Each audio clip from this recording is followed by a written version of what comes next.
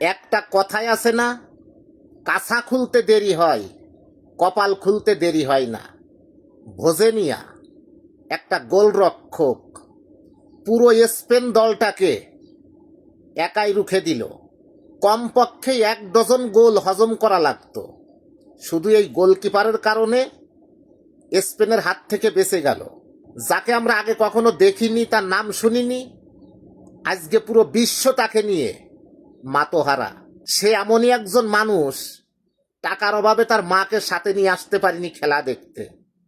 যে মানুষটার ইনস্টাগ্রামে 46,000 ফলোয়ার ছিল, এক রাতের ভিতর 3 মিলিয়ন প্লাস ফলোয়ার।